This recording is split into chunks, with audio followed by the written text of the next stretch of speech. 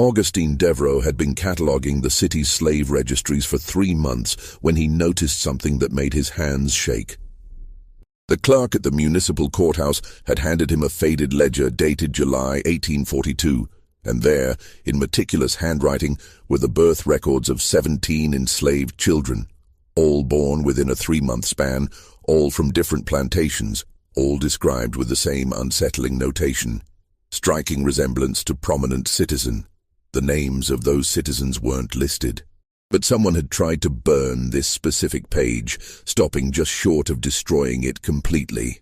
Before we continue with the story of what Augustine found in those archives, let me ask you something. Have you ever wondered what secrets your own city might be hiding? Drop a comment telling us what state or city you're listening from. And if you're ready to uncover one of the darkest, most carefully buried scandals in American history, hit that subscribe button, because what we're about to reveal will change how you see the antebellum South forever. Augustine Devereux wasn't supposed to find anything controversial.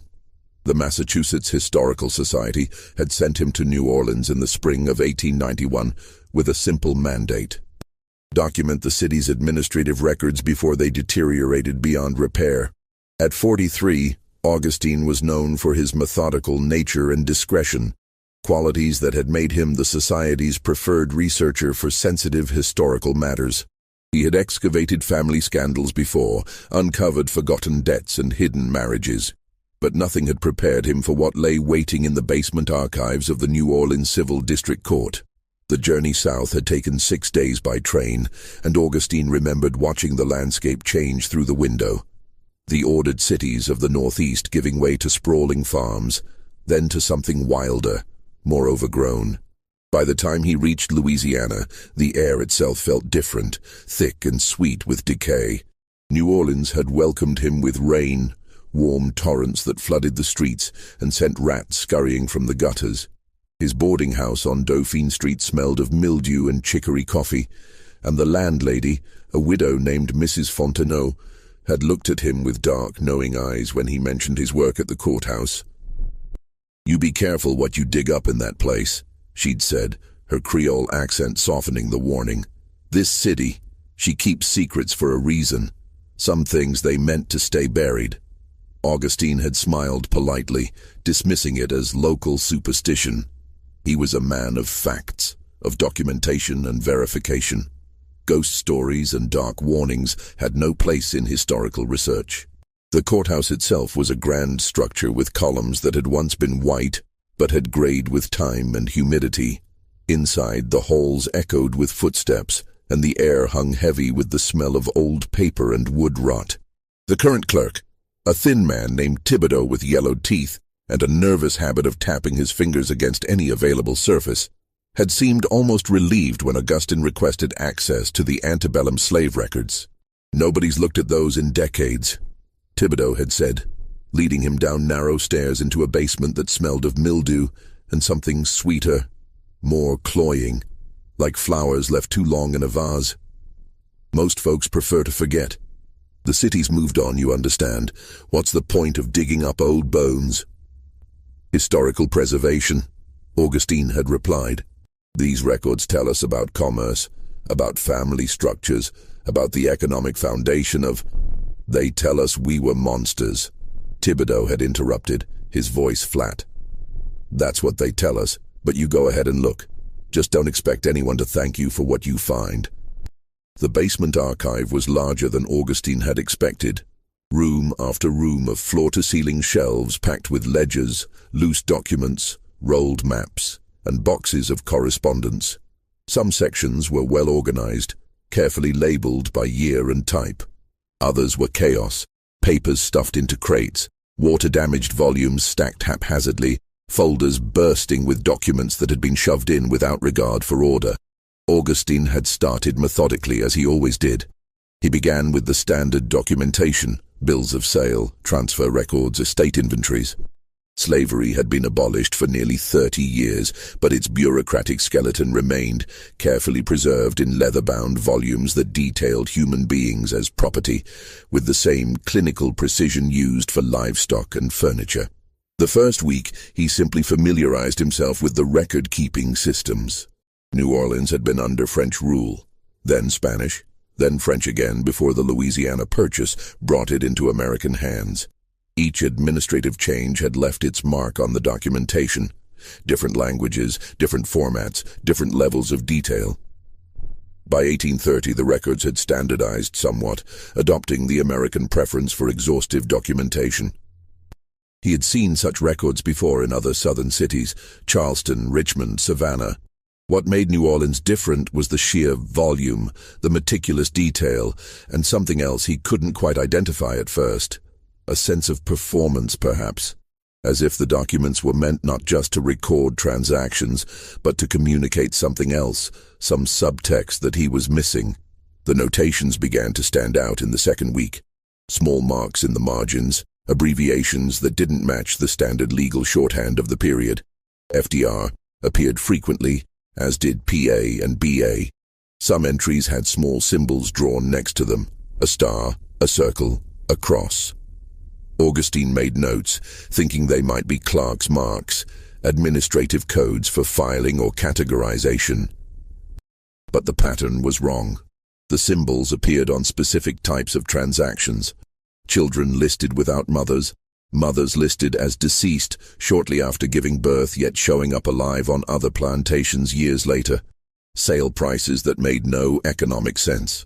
Some children valued at 5 times the normal rate, others given away for $1 or marked as charitable transfer. One afternoon in his third week, Augustine found himself staring at a bill of sale for a 6-year-old boy named Benjamin, transferred from the Riverside plantation to a buyer in Natchez, Mississippi. The price, $1. The notation in the margin, FDR, urgent. Below, in different handwriting, someone had added, family discretion required. That phrase appeared again and again as Augustine dug deeper. Family discretion required. Private arrangement, benefactor anonymous. And then there were the physical descriptions, unusually detailed for slave records of children. Light-skinned, angular features, gray eyes, prominent nose, auburn hair, tall for age. Remarkable resemblance noted by assessor. Resemblance to whom? Augustine started cross-referencing the plantation names with ownership records, building a database of who owned which properties when. He made charts, drew connections, looked for patterns. Riverside Plantation belonged to the Beaumont family, old money, with ties to the state legislature. Cedar Hill was owned by Judge Harold Sinclair, who had served on the state Supreme Court for 15 years. Magnolia Terrace, Belle Grove, Oakmont. Each one connected to names that appeared in the society pages, political appointments, commercial directories.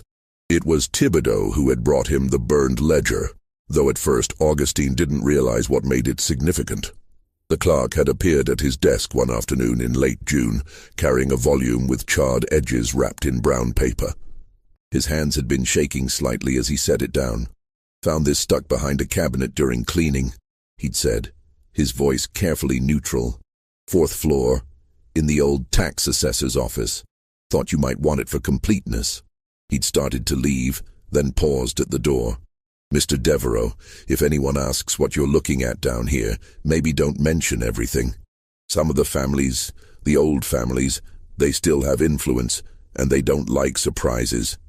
Augustine had nodded absently, already unwrapping the package. The ledger's cover was partially burned, the leather blackened and cracked. Someone had doused a fire before it could consume the entire volume, but the damage was significant. The first 20 pages were destroyed, reduced to brittle black fragments. But pages 21 through 67 had survived, their edges brown, but their contents legible. The ledger covered births registered between April and June of 1842, a period that should have been routine. But as Augustine read through the entries, his trained eye caught the anomaly immediately. 17 children, all born to enslaved mothers on different plantations scattered across Orleans Parish and the surrounding areas, all described with variations of the same phrase. Child bears notable resemblance, features reminiscent of prominent person. Striking similarity observed by registrar. And in each case, where the father's name would typically be listed as unknown or left blank, someone had written a number, just a number between 1 and 8. The numbers were written in the same hand as the rest of the entry, suggesting they were part of the original registration, not added later. Augustine felt his pulse quicken. This wasn't a filing system or administrative code. This was something else, something deliberate. He pulled out a map of the parish and began marking the plantations. Bell Grove, 17 miles upriver. Magnolia Terrace, south near the Delta. Riverside, Cedar Hill, Oakmont, Clearwater, Ashland, each one a substantial property, most of them owned by men whose names Augustine recognized from the society pages and political records he'd already reviewed. Senator Richard Valmont owned 3 of them. Judge Harold Sinclair owned 2. Congressman Thomas Beauchamp had inherited Riverside from his father. Marcus Delacroix, who owned the largest banking house in the city, controlled Magnolia Terrace and 2 smaller properties. The names went on, a roster of the city's most powerful families. But these men weren't the connection. The numbered notations pointed somewhere else. Augustine spent the rest of that day and all of the next pulling every document he could find from early 1842, legislative records, court proceedings, newspaper archives, business registries. He was looking for men who had reason to visit multiple plantations, who moved in the highest circles, whose presence across different properties might explain why 17 children born in the same 3 months would all be noted for their resemblance to someone. As the courthouse clock struck 9 on his second evening of intensive searching, Augustine found the first match. Number 3 appeared in 7 of the birth records. He traced it back through property transactions, tax documents, and finally to a legislative report. Jonathan Cartwright, a state legislator who had served on the Committee on Agriculture and Labor. In January of 1842, Cartwright had personally led a health and welfare survey of slave quarters across Orleans Parish, part of a state mandate to assess living conditions and productivity. The survey had been conducted in January. The children marked with number 3 were all born in April and May, 9 months. Augustine's throat went dry. He pulled the legislative report and read through the list of plantations inspected. Bell Grove, Cedar Hill, Riverside, Oakmont, Clearwater, Magnolia Terrace, Ashland. Every single property where a child marked with number 3 had been born. His hands were shaking as he checked the other numbers against legislative records, committee assignments, judicial circuits. Number 1 was Judge Harold Sinclair, who rode circuit to plantations across 3 parishes every February and March, conducting legal reviews of property deeds and business contracts. Number 2 was Senator Richard Valmont, who had chaired a commission on plantation productivity in late 1841 and early 1842. Number 5 was Thomas Beauchamp, then a young attorney who traveled frequently to negotiate labor contracts and settle estate matters. Each number corresponded to a man. Each man had documented reasons for visiting the plantations where children were born 9 months later. And each of those men was among the most respected, most powerful figures in Louisiana politics. 17 children. 8 men. All of them officials who should have been protecting the vulnerable, not exploiting them. And someone had tried to burn the only record that connected them. Augustine locked the ledger in his document case that night and walked back to his boarding house through streets that suddenly felt hostile. Gas lamps cast wavering shadows that seemed to reach for him. The usual evening sounds, music from taverns, voices from open windows, the clatter of carriages, took on a sinister quality. Every footstep behind him might be someone following. Every figure in a doorway might be watching. He was being paranoid, he told himself. These events had happened 50 years ago. The men involved were old or dead. This was historical research, nothing more. But the burned ledger suggested otherwise. Someone had tried to destroy this evidence, and recently enough that the fire damage was still visible, the char still black, rather than faded to grey, which meant someone still cared about keeping these secrets buried. Mrs. Fontenot was sitting in the parlour when he arrived, unusual for that hour. She looked up from her sewing as he entered. "You look pale, Mr. Devereaux. You finding things in that courthouse that trouble you?" "Just tired," he said. "Long day." She set down her sewing and fixed him with that knowing stare. "My mother worked in a big house on Esplanade Avenue. The master there, he was a judge. Respected man, went to mass every Sunday, gave money to orphanages." She paused. "My mother said the quarters behind that house were full of children who had his eyes, his nose, his way of standing. Everyone knew. The mistress knew, the other servants knew, the neighbors knew. But nobody said a word. Not in public. Not where it could matter." "Why not?" Augustine asked, though he was beginning to understand. "Because saying it out loud, that would make it real. That would require action. Better to pretend not to see, to look away, to let it be someone else's problem." She picked up her sewing again. "This city's built on things people chose not to see, Mr. Devereaux. You go pulling back that curtain, you best be prepared for what you find underneath." Augustine didn't sleep well that night. He kept thinking about the numbers, about the careful code that let people document crimes while maintaining deniability. If anyone questioned the entries, they were just administrative marks. But to someone who knew who had the key, they told the whole story. Who had created this system? Who had decided that these births needed to be recorded but encrypted? And most importantly, who else knew how to read it? The next morning, he returned to the archives with new urgency. If this pattern existed in 1842, it might exist in other years.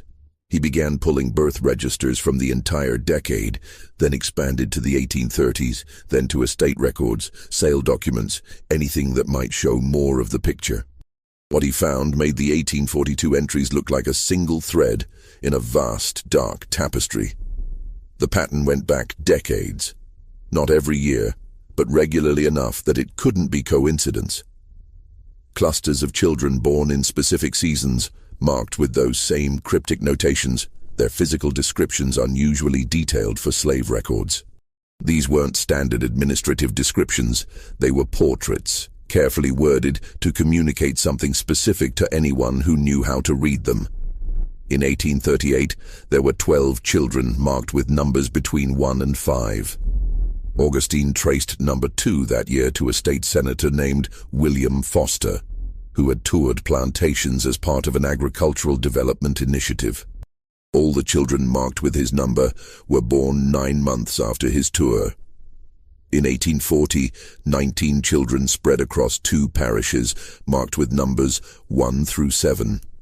Number 4 belonged to a wealthy merchant named Charles Beauregard, who bought and sold plantation supplies and visited dozens of properties each year. In 1845, 11 children, numbers 1 through 4. In 1847, 15 children, numbers 1 through 6. Year after year, the pattern repeated.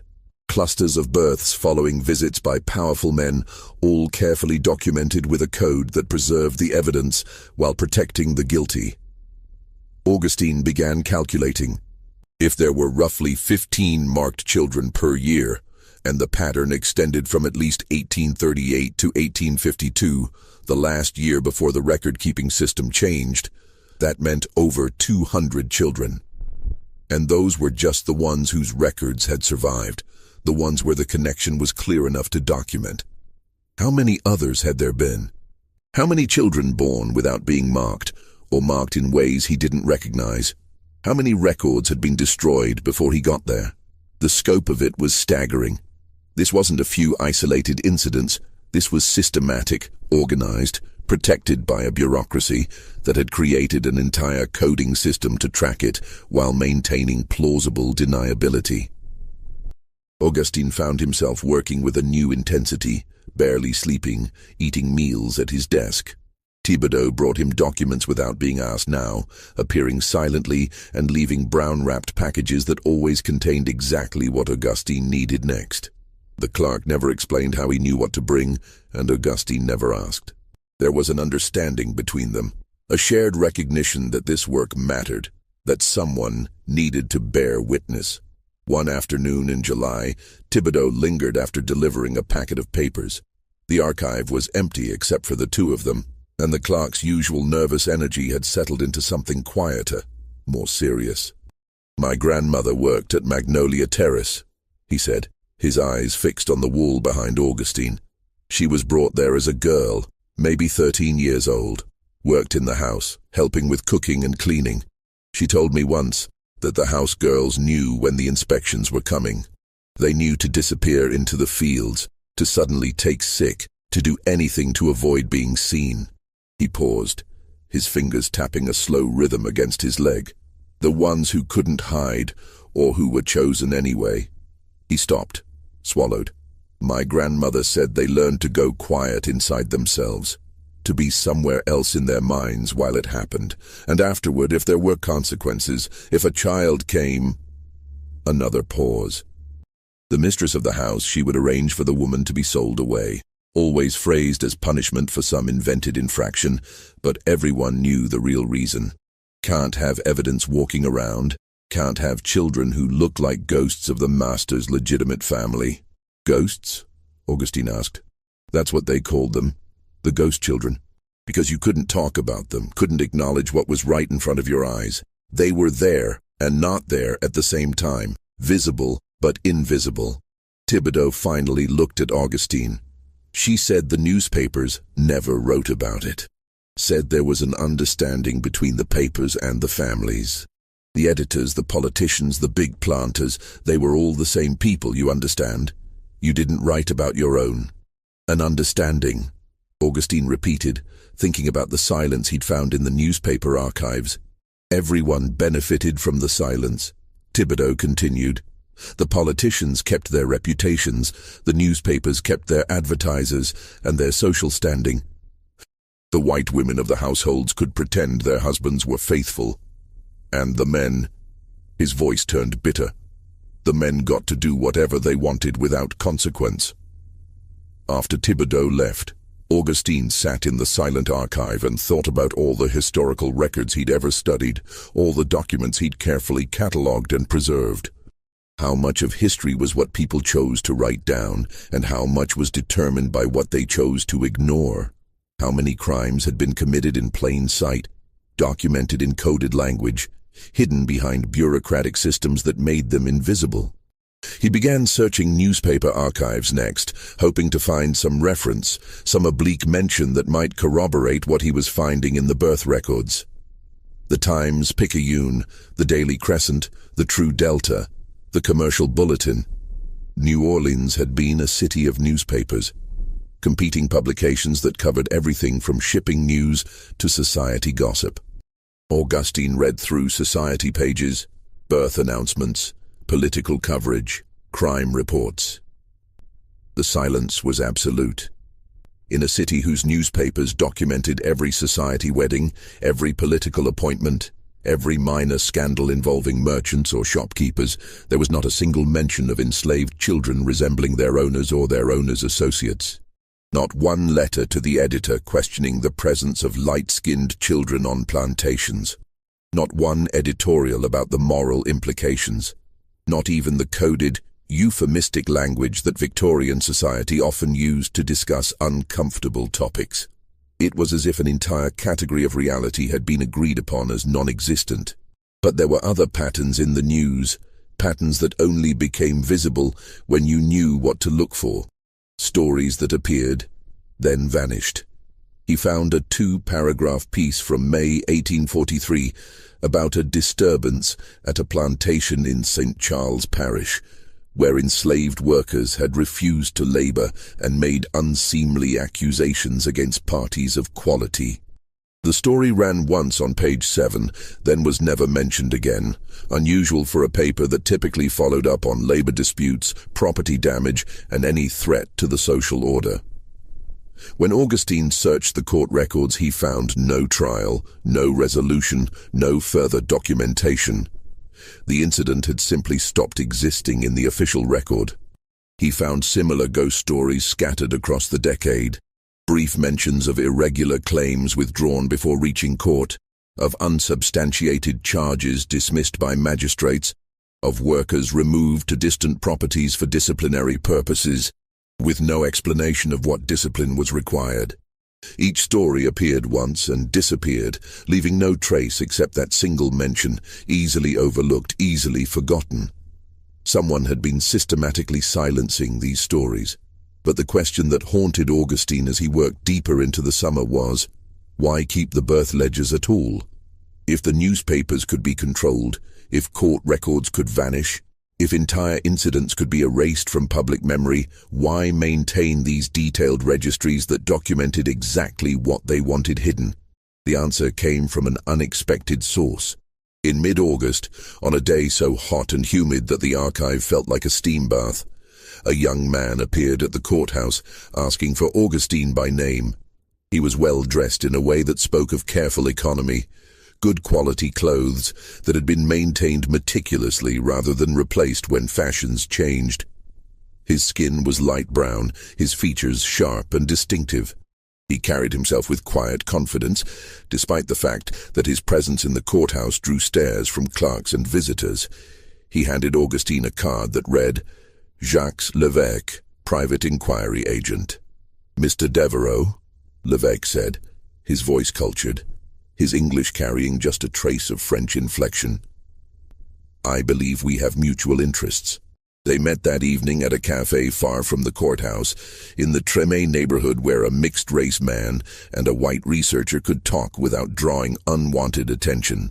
The cafe was small, dim, with tables tucked into corners that offered privacy. Levesque had chosen a spot in the back, away from windows. He had brought his own documents, letters, photographs, carefully compiled genealogies written in a precise hand. The papers were organized in folders, each labeled with a year and a name. Mr. Devereux, Levesque began, I need to know whether I can trust you, whether what you're doing in that courthouse is genuine historical research or something else. Genuine, Augustine said. The Massachusetts Historical Society sent me to document. I know why they sent you. What I need to know is what you plan to do with what you're finding. Levesque's eyes were intense, searching. Because if you're just collecting scandal for some academic journal, if you're planning to publish sensational stories that will be read and forgotten, then I'm wasting both our time. Augustine thought about the burned ledger, about Thibodeau's warnings, about the pattern of silence he'd uncovered. I don't know yet what I'm going to do, he admitted, but I know that what I've found needs to be preserved. These records document crimes. Systematic crimes committed by people in positions of power. That matters. It should matter. Levesque studied him for a long moment, then nodded. My mother was born at Cedar Hill Plantation in June of 1844. She was noted in the registry as bearing remarkable resemblance to benefactor. The number beside her entry was 6. Number 6. Augustine had traced that number to Marcus Delacroix, the banker who controlled half the commercial lending in New Orleans. When I was young, Levesque continued, my mother told me about the ghost children. She said there were dozens of us, maybe hundreds, scattered across Louisiana and the territories where people had been sold. Children who looked like senators and judges, like the men who wrote laws saying we were property. She said our existence was the truth they couldn't afford to let anyone speak. He laid out photographs on the table. Men and women, children and adults, spanning different decades. Some of the photographs were formal studio portraits, expensive and carefully composed.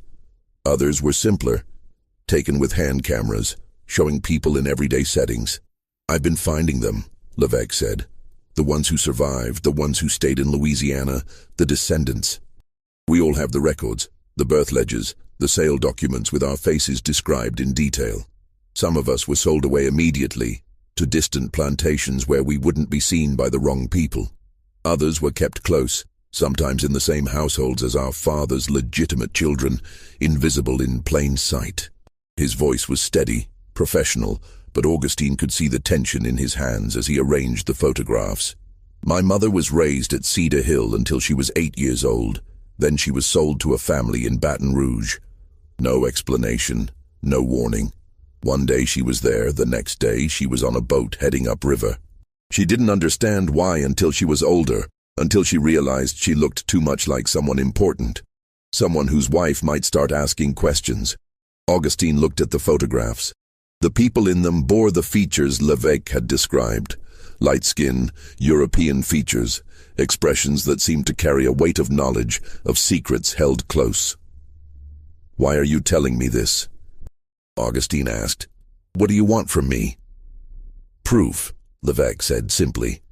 "I have family stories, I have photographs, I have memories, but I don't have official documentation. The birth records, the sales, the coded numbers, those are legal documents. They can't be dismissed as fabrication or false memory. If you can prove the pattern, if you can show the system, then maybe—" He stopped, gathered himself. "Maybe it will mean something. Maybe someone will have to acknowledge what happened. Just when we thought we'd seen it all, the conspiracy deepens. If this story is giving you chills, share this video with a friend who loves dark mysteries, hit that like button to support our content, and don't forget to subscribe to never miss stories like this. Let's discover together what happens next." Over the following weeks, Augustine and Levesque worked together, combining the official records with the human stories behind them. Levesque brought people to meet Augustine. Elderly men and women who had been born into slavery, younger people who carried the legacy in their features and their family histories. There was Marie Toussaint, a seamstress in her 50s who had been born at Belle Grove Plantation in 1839. Her mother had been sold to Cuba when Marie was 3 months old.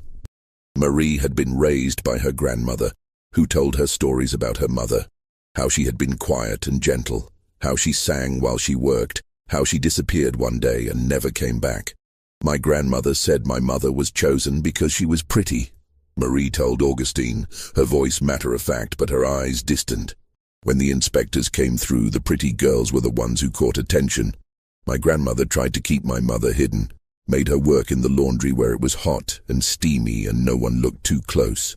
But someone saw her, and 9 months later, there I was." She showed Augustine a small leather folder containing 2 items, a photograph of herself as a young woman and a newspaper clipping of State Senator Thomas Beauchamp at his daughter's wedding in 1870. The resemblance was unmistakable.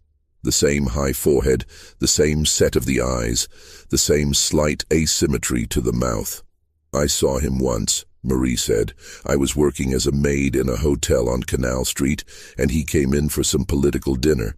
He walked right past me, looked straight at me, and there was this moment. I saw him recognize the resemblance. I saw it in his eyes. And then he looked away and kept walking like I was furniture, like I wasn't even human enough to acknowledge." There was Philippe Arnaud, a school teacher who had traced his lineage back to Magnolia Terrace, and a woman named Rose who had been sold to Texas in 1843, shortly after giving birth. Philippe had copies of the bills of sale, had tracked the ship manifests, had found records in Galveston of Rose being purchased by a cotton plantation and dying there in 1851 at the age of 29. "She never saw her child again," Philippe said. "My grandfather. He was raised by another woman on the plantation, grew up not knowing who his mother was. It wasn't until after emancipation, when people started trying to find their families, that he learned what had happened, that his mother had been sent away because he looked too much like Marcus Delacroix. There was Catherine Broussard, whose mother had been born at Riverside Plantation and who had kept detailed written records of her family history, passed down through 3 generations. Catherine had ledgers documenting births, deaths, sales, a parallel archive created by the enslaved themselves, proof that they had paid attention, that they had remembered when the official record chose to forget. "My great-grandmother started keeping these records," Catherine explained, showing Augustine pages of careful handwriting, dates and names meticulously recorded. "She said if the white people wouldn't tell the truth, then we would tell it ourselves. We would remember. Even if we had to keep it secret, even if we couldn't say it out loud, we would know. And someday, maybe it would matter." Each person Levesque brought had the same story with different details. Mothers sold away, children scattered, families destroyed to protect the reputations of powerful men. And in every case, there were records. Not just the official documents that Augustine had found, but private letters, diaries, bills of sale carefully preserved, photographs taken when photography became accessible to working people. Together, they began building a comprehensive case. Augustine would find an entry in the courthouse records, a child born in a specific month and year, marked with a number described with unusual detail. Levesque would connect it to a person, a family, a story. They cross-referenced dates with legislative sessions, judicial circuits, business records. They mapped out the movements of the numbered men, showing how their official duties gave them access to plantations across the region. The pattern was irrefutable. Between 1835 and 1852, at least 237 children had been born to enslaved women and marked with the coded numbering system. The actual number was certainly higher. These were just the cases where the documentation was clear and had survived. But the most disturbing discovery came when Augustine and Levesque began tracing what happened to the mothers. Augustine had noticed the death records early on, unusually high mortality rates among enslaved women in the year following those documented births. But when he cross-referenced the names with sale records, shipping manifests, and plantation inventories, he found something darker. Many of the women listed as deceased in plantation records appeared on manifests for ships bound for Cuba, Jamaica, Haiti, Brazil. They had been sold away within weeks or months of giving birth, their children left behind. The deaths were fictions, administrative erasures designed to sever any connection between mother and child, to eliminate anyone who might tell the story, who might make accusations that couldn't be ignored. They were witnesses, Levesque said quietly when they discovered the pattern. The only ones who could testify to paternity. So they made them disappear. Augustine found bills of sale for women sold to plantations in distant territories, places far enough away that they could never return, never contradict the official story, never seek their children. Some sales were marked special transport or urgent transfer, with prices that suggested panic rather than economic calculation. The mothers had been exiled for knowing too much, for being evidence of crimes that could destroy political careers and family dynasties. One evening in late August, Augustine and Levesque sat in the archive after hours, surrounded by decades of documentation. They had compiled enough evidence to fill 3 large crates: copies of birth records, bills of sale, photographs, written testimonies, cross-references showing the movements of the numbered men. "What are you going to do with this?" Levesque asked. "Will you publish? Will you tell the world what you've found?" Augustine had been wrestling with that question for weeks. "If I publish, what happens? The families will deny everything. They'll say the records are forgeries or misinterpretations. They'll destroy my professional reputation, claim I'm fabricating scandal to make a name for myself." "So you do nothing?" There was no accusation in Levesque's voice, only exhaustion. "I preserve it," Augustine said. "I make sure this evidence survives, gets catalogued properly, can't be easily destroyed. And when the time is right, when it can't be suppressed, when will that time be?" Levesque interrupted. "These men are dying, Mr. Devereux. Their sons are dying. In another 20 years, everyone directly involved will be gone, and people will say it doesn't matter anymore. It's ancient history. When is the right time to demand accountability?" Augustine had no answer. He thought about Thibodeau's warning, about the clerks who had disappeared for trying to bring these records to light. He thought about the burned ledger, about the systematic silencing he'd documented. The truth mattered, but so did survival. What good would it do to publish revelations if he ended up floating in Lake Pontchartrain? "Help me understand something," Augustine said. "Why keep the records at all? Why create this numbering system? Why document these births in detail if they wanted it all hidden?" Levesque smiled without humor. "Insurance. Power. Think about it. Every one of those men could be destroyed by what they'd done. If you were in a position to threaten them, if you had this evidence, you could control their votes, influence policy, extort money, ruin them completely. The records weren't meant to be public. They were meant to be leverage. Leverage for whom? Whoever controlled the records. The clerks who maintained them, the families who inherited the knowledge, anyone who knew where to look and how to read the code." Levesque gestured at the stacks of documents around them. This city runs on secrets and blackmail, Mr. Devereaux, always has. The official story's what gets published in the newspapers, what gets taught to children. But the real power comes from knowing what's hidden underneath. That night, Augustine lay awake in his boarding house room, thinking about power and silence, about the machinery that had kept these crimes hidden for decades. The numbered men had committed their acts with impunity because they controlled the systems that should have held them accountable. The courts, the newspapers, the economic structures that gave them access to vulnerable people. And those systems had protected them even after death.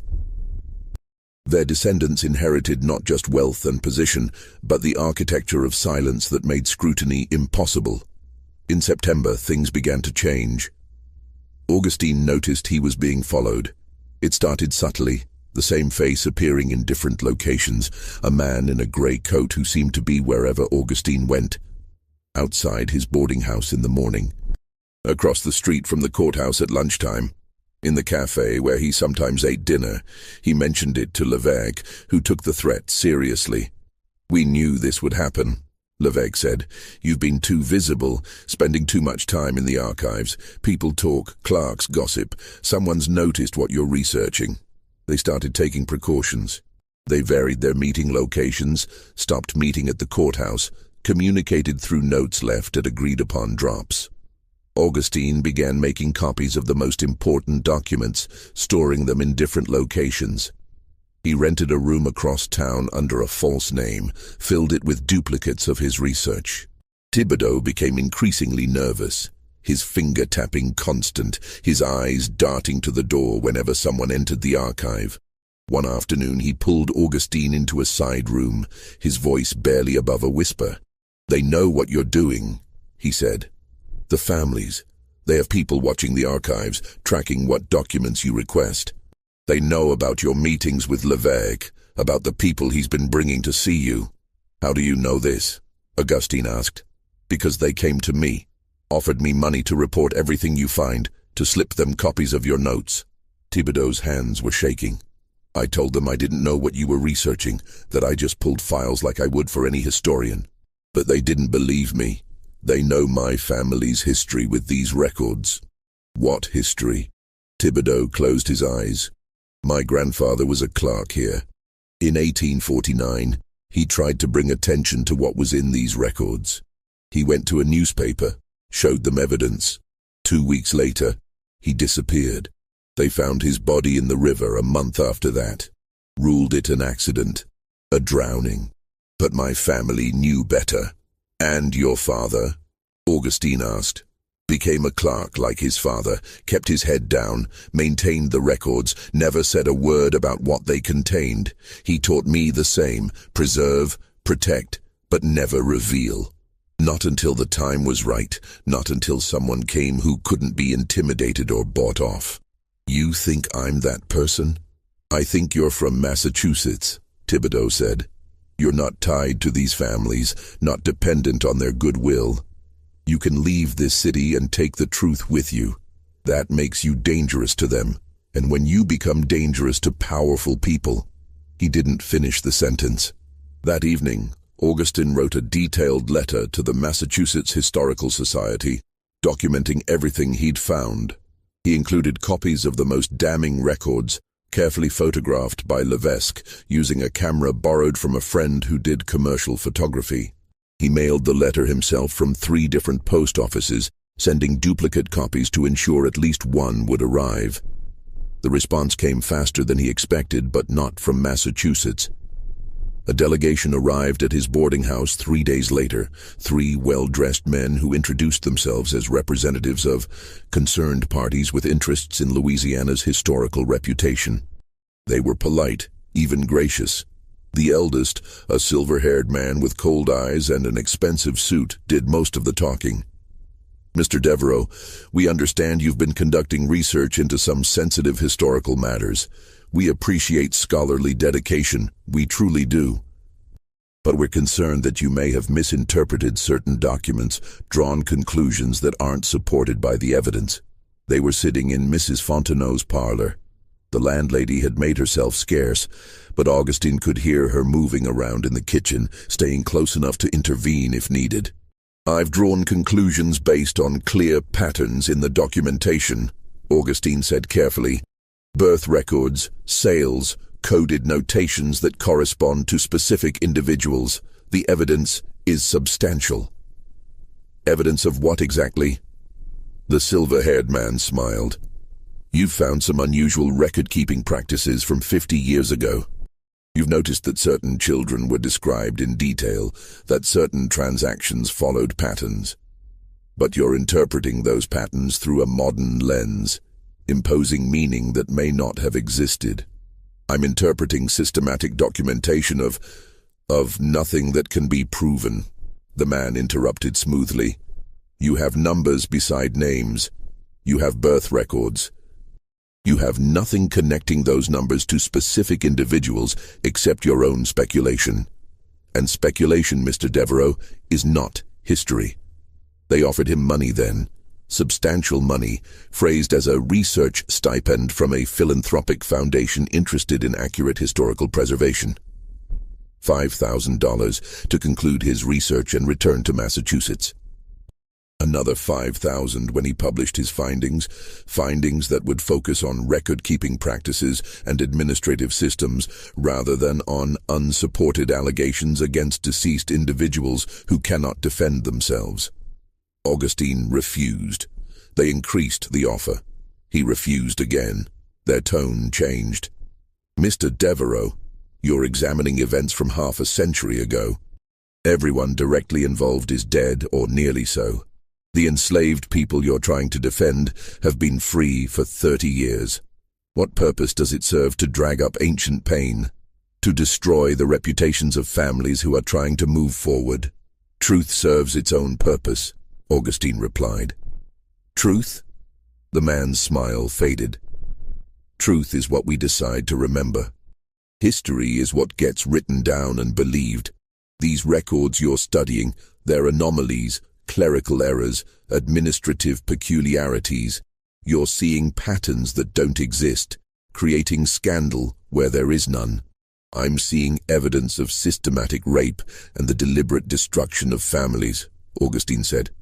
"I'm seeing powerful men who used their positions to commit crimes and then used their influence to erase any record of those crimes from public knowledge." The silence that followed was heavy.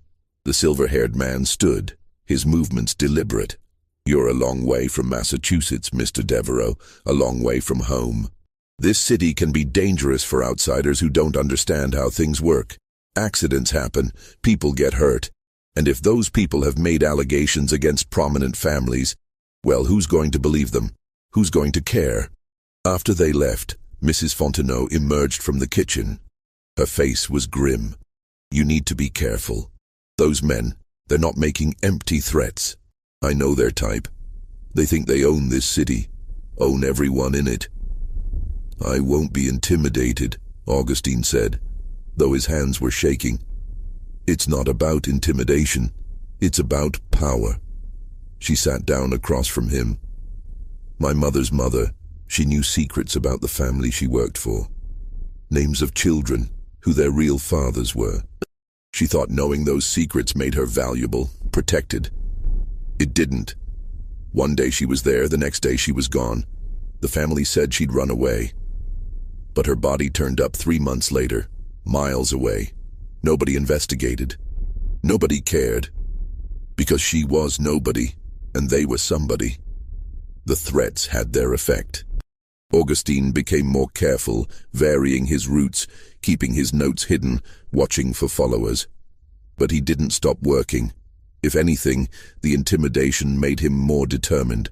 These families thought they could control truth through fear, could bury their crimes under threats and money. He would prove them wrong, but the obstacles multiplied. His access to the courthouse archives became increasingly restricted. The new supervisor, a heavy-set man who had replaced the previous administrator with suspicious suddenness, required written authorization for every document request. Simple pulls that used to take minutes now took days. Entire categories of records became unavailable for preservation maintenance. And then Thibodeau disappeared. It happened in mid-September. Augustine arrived at the courthouse to find a different clerk at the desk, a young man who barely looked old enough to shave. "Mr. Thibodeau no longer works here," the young man said when Augustine asked. "He resigned for personal reasons." "What personal reasons?" "I wasn't told. I just started yesterday." Augustine tried to find Thibodeau at his home, but the address led to a boarding house where the landlord said Thibodeau had moved out 2 days ago, left no forwarding address, paid his rent through the end of the month, and disappeared. His neighbors knew nothing. It was as if he had simply vanished from the city. Levesque learned through his network that Thibodeau had been given a choice: leave New Orleans permanently or face charges of theft and document falsification. The charges would be manufactured, but they would stick.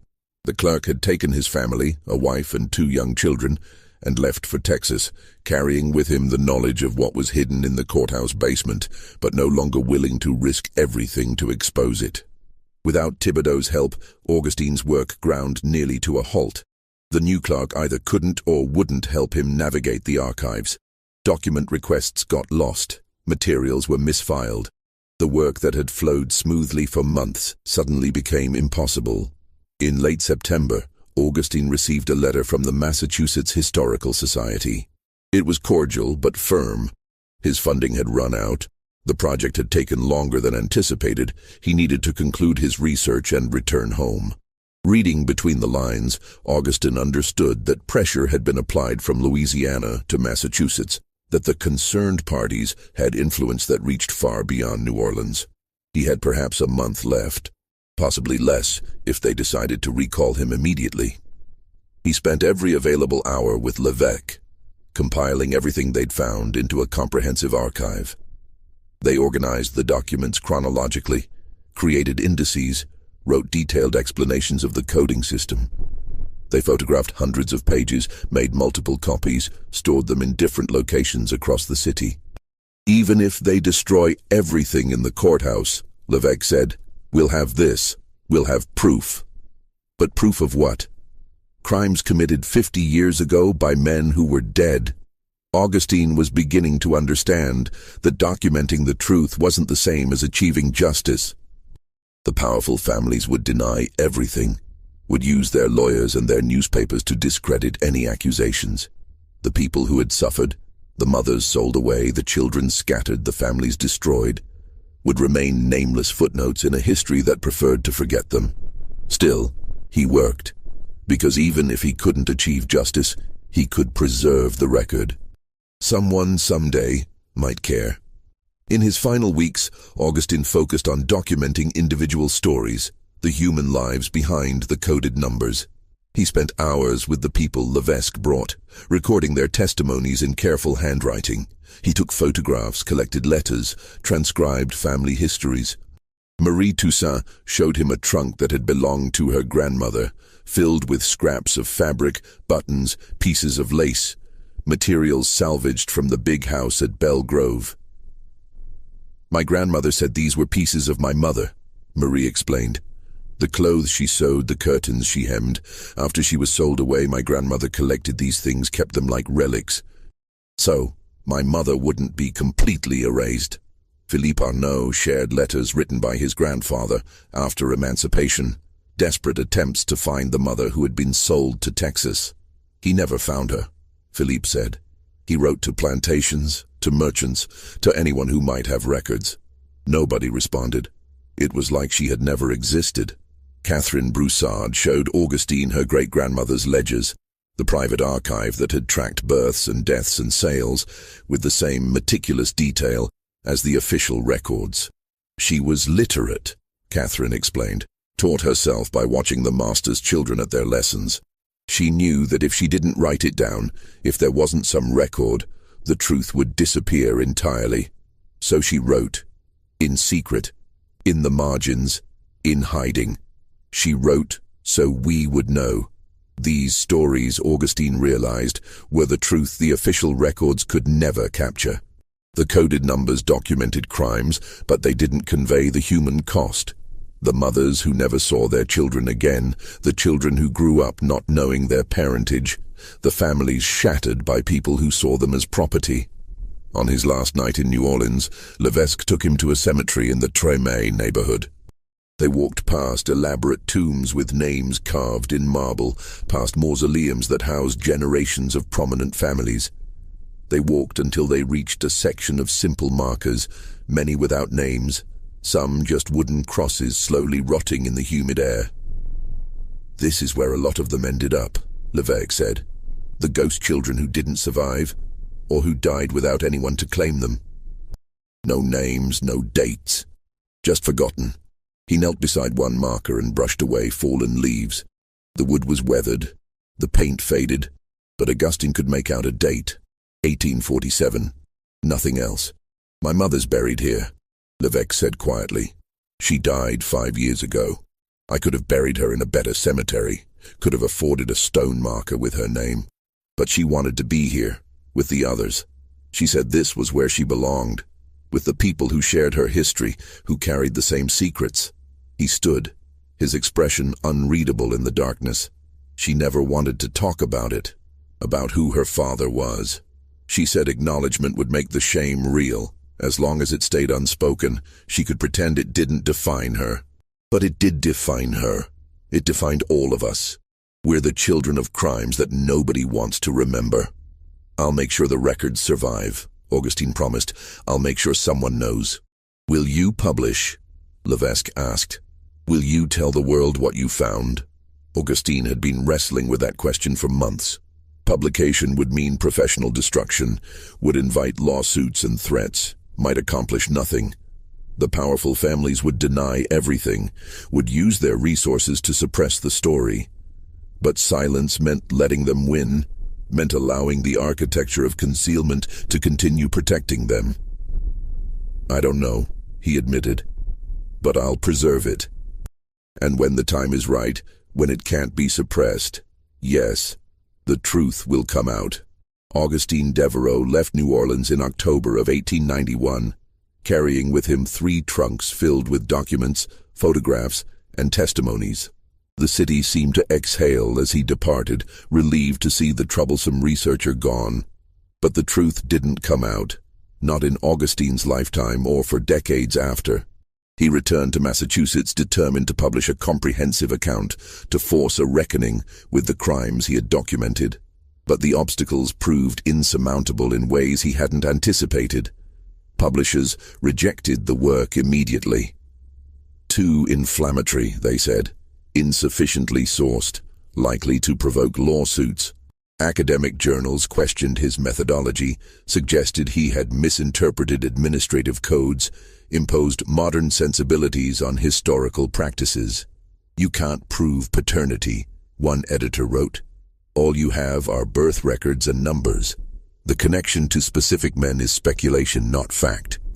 Letters arrived from lawyers representing the Louisiana families, thick envelopes containing threats of legal action if he proceeded with publication.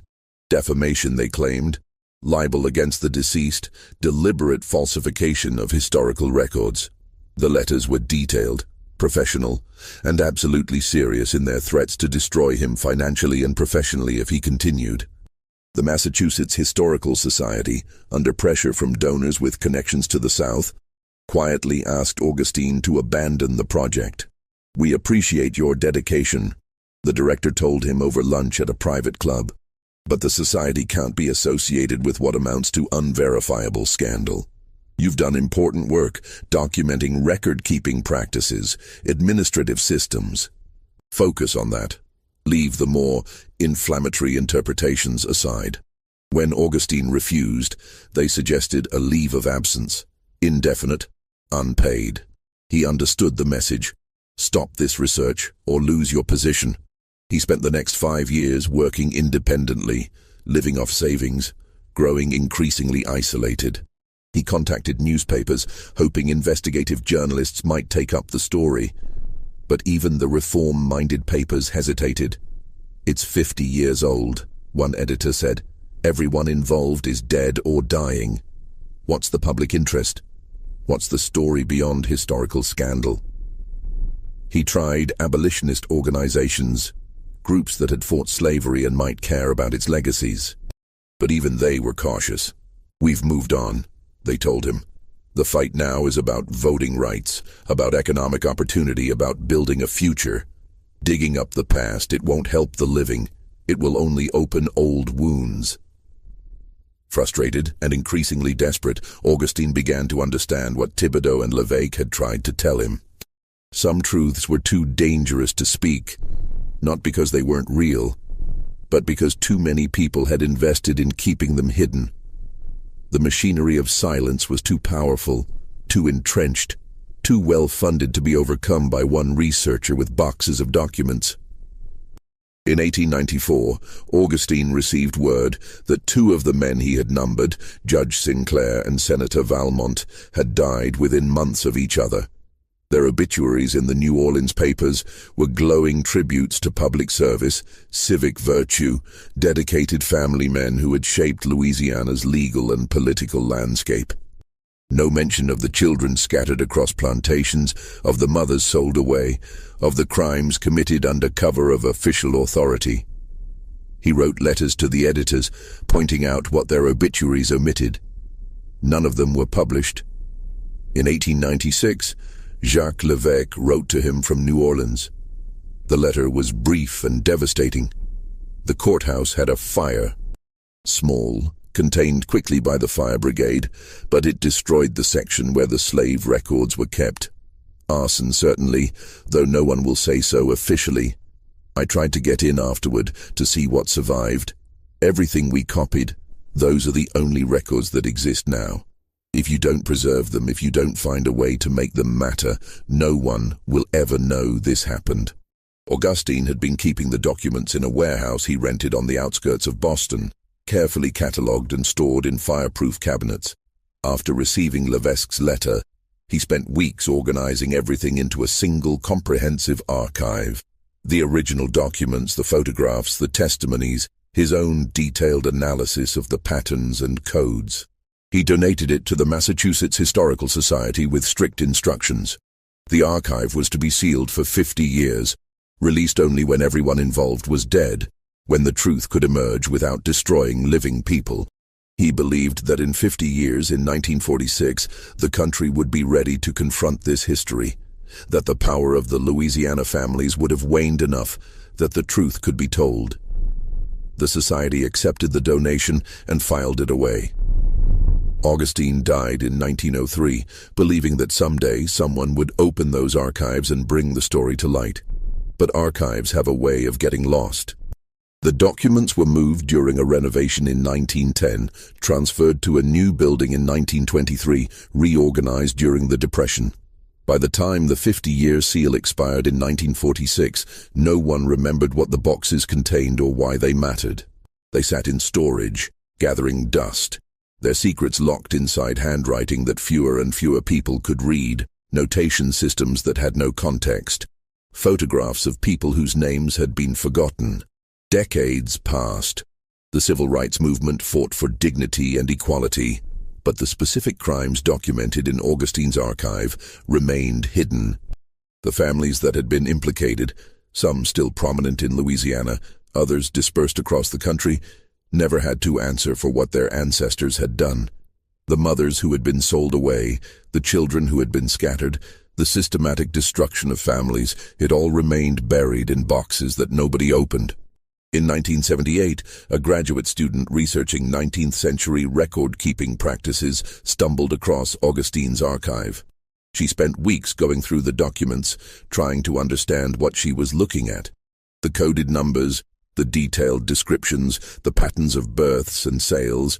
None of it made sense until she found Augustine's explanatory notes, his careful documentation of what each number meant, who the men were, what the system had been designed to accomplish. She brought her findings to her advisor, excited by the historical significance. Her advisor looked through the documents, read Augustine's analysis, and then closed the boxes. "This is dynamite," he said, "but it's also unprovable. We have numbers and correlations. We don't have confessions or contemporary accounts.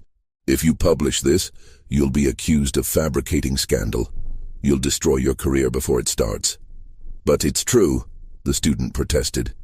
Truth isn't enough, her advisor said. Not when you're accusing prominent families of atrocities. Not when the evidence is circumstantial. Put it back in the archives. Maybe someday someone will figure out how to tell this story without getting destroyed for it. The student, needing to finish her dissertation and build her career, took his advice. She filed the boxes back in storage and wrote her dissertation on uncontroversial administrative practices. The archive was forgotten again, and that's where it remains, in storage at the Massachusetts Historical Society, waiting for someone to ask the right questions, to connect the patterns, to understand what Augustine Devereaux spent years documenting. The evidence of systematic abuse by some of Louisiana's most powerful men, the coded records that tracked crimes while maintaining deniability, the photographs and testimonies of people whose existence was supposed to remain invisible. It's all there, preserved but hidden, true but untold. The newspapers never reported it.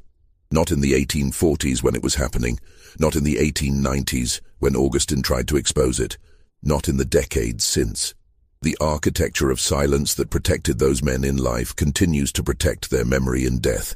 The families have gone on, maintaining their positions, building their legacies, never having to acknowledge the foundation of crime and exploitation those legacies were built upon. And the ghost children, the descendants of those numbered births, scattered across the country, carrying in their features the evidence of crimes that powerful men committed. Most of them don't know their own history. The records that could tell them who their ancestors were, what was done to their families, remain sealed in boxes that nobody opens. This isn't a story with a satisfying conclusion. There was no reckoning, no justice, no moment when truth triumphed over power. The crimes were committed, documented in coded language, and then successfully buried beneath layers of silence, denial, and institutional protection. The people who suffered, the mothers, the children, the families, were erased from history except as numbers in ledgers that nobody reads. Augustine Devereaux found the evidence. Jacques Lévesque preserved the stories. Together they built a comprehensive archive that proved, beyond reasonable doubt, what had happened in those plantations outside New Orleans. And it didn't matter. The machinery of power that enabled those crimes was strong enough to suppress the truth for generations. Maybe someday that will change. Maybe someone will finally open those boxes, connect the patterns, tell the stories of the ghost children who looked like senators and judges. Maybe the families will finally have to confront what their ancestors did. Maybe the newspapers that ignored these crimes for so long will finally report them. But I wouldn't count on it. Because the lesson of this story isn't that truth always comes out. It's that power protects power, that silence can be more durable than stone, and that some crimes are committed so openly, documented so meticulously, that hiding them requires nothing more than everyone agreeing not to look. What do you think of this story? Do you believe everything was revealed, or are there still secrets buried in the archives of old southern cities? Are there stories your own community has chosen to forget? Truths that were too uncomfortable to acknowledge? Leave your comment below. If you enjoyed this tale and want more horror stories like this, subscribe, hit the notification bell, and share with someone who loves mysteries. See you in the next video.